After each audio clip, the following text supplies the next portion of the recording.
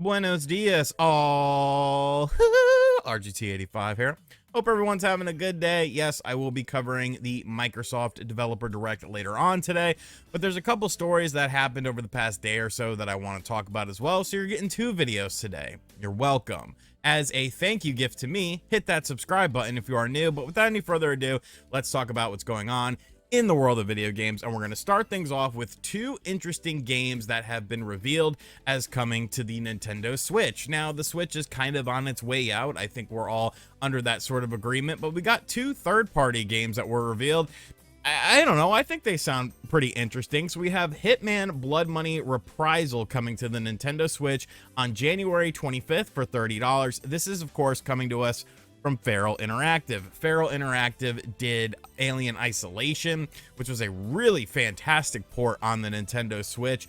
This game, you know, there is a Hitman game that's available on the Switch that is a cloud version only.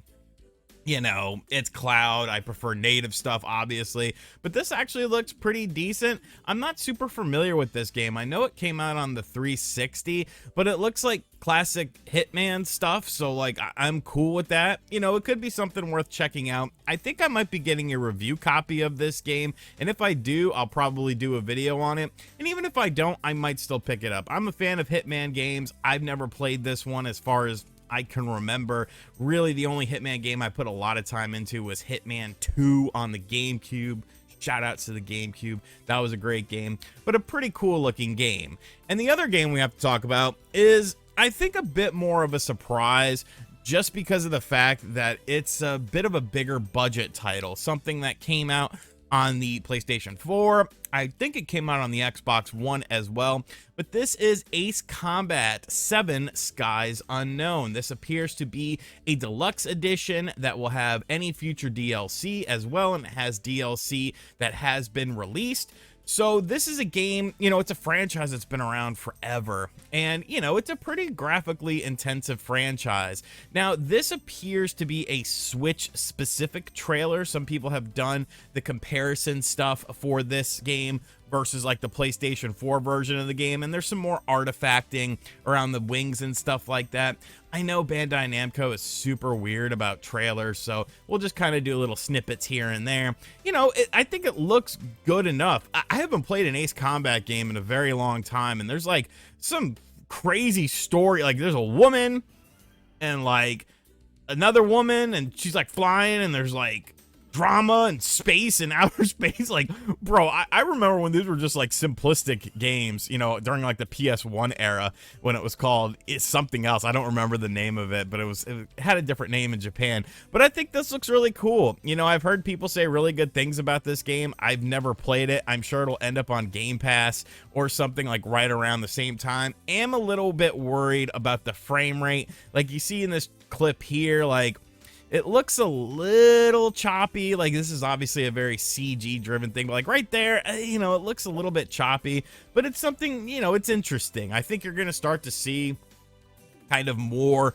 weird ports come out now that the Nintendo Switch is essentially, you know, winding down. Companies are going to want to put maybe older games or games that didn't necessarily hit a certain metric for them when it initially came out on other platforms be ported over to the Switch, because, you know, games tend to sell decently on the Switch. So, you know what, I might check out both of these games. I'm definitely trying to check out Hitman just because I'm a fan of the franchise, but maybe Ace Combat 2. Would those be some games that you would like to see me cover on the channel? Let me know in the comments section down below, and maybe I'll make it happen, or maybe I won't. I don't know. It depends on you, man. It depends on you. And finally, Microsoft.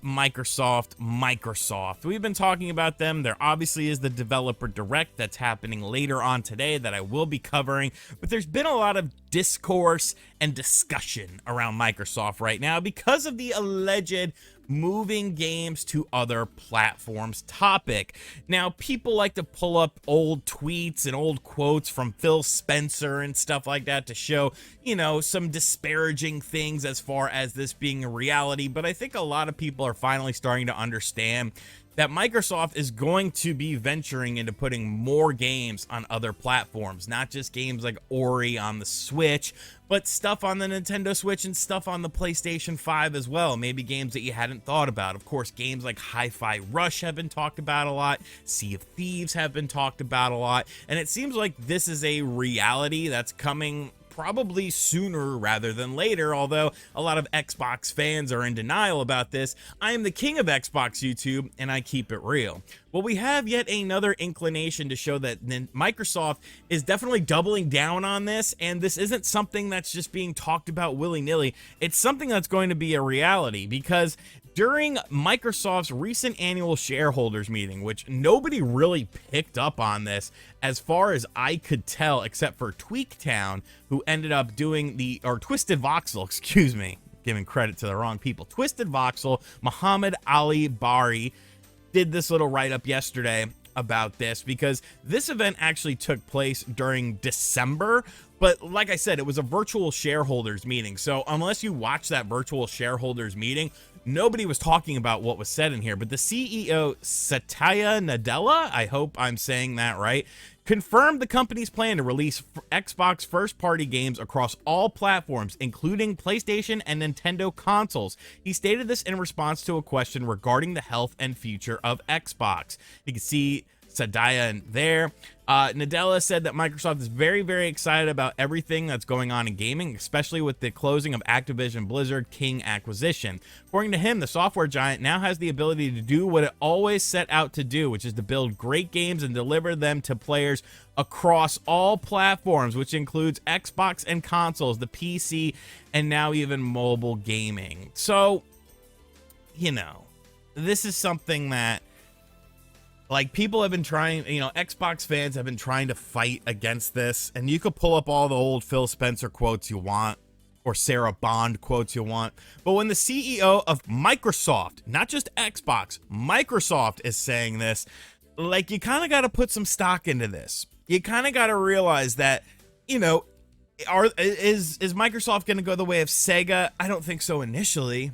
You know, Sega was essentially a company that made their hardware, made their software. The software was for their hardware. They weren't really making software for other platforms while still, you know, supporting the Dreamcast. I don't think, you know, Xbox is going to go that route and just abandon the Xbox platform and become, you know, essentially a third-party developer. And I'm not even necessarily sure that that's good for the video game industry, because PlayStation needs some competition, and Nintendo's not going to give it to them in terms of the size and the scopes of the games that come out on PlayStation, single-player first, you know, narrative-driven games and stuff like that, cutting-edge technology when it comes to graphics. Nintendo got out of that war after the GameCube era. So you have to have, you know, you got to have a system of checks and balances. And if Microsoft goes completely third party, then there is no system of checks and balances, and PlayStation becomes the only ball game in town. But then we've got video games moving into a whole different direction. You know, Ubisoft talking about we don't want you to own your games, even though that's already happening. They just said the quiet part out loud. Go watch my video from yesterday to get sort of information on that. But it's gonna be very interesting. The next 5 years, I think, are going to be interesting for gaming, and I don't necessarily think it's going to be in a positive way. You know, you see all these layoffs, you see all these companies bowing out. Embracer Group bought up everyone, now they're closing down everyone. Like, the industry needs an enema, games journalism needs an enema, and I think they're both about to receive that enema sooner rather than later. But yes, I fully believe that more and more Microsoft titles will be leveraged onto other platforms, not just Call of Duty and stuff like that. I think you'll see more exclusive games potentially come over as well. And who knows, maybe Master Chief will finally end up on the Nintendo Switch or the PlayStation 5 or something like that. You got to remember, Halo DS was a thing. I made a video about it. Go check it out. Alrighty, so that's going to do it for today's video. Just two topics that I wanted to cover, and I don't make separate videos for things like that because, I don't know, I just didn't want to.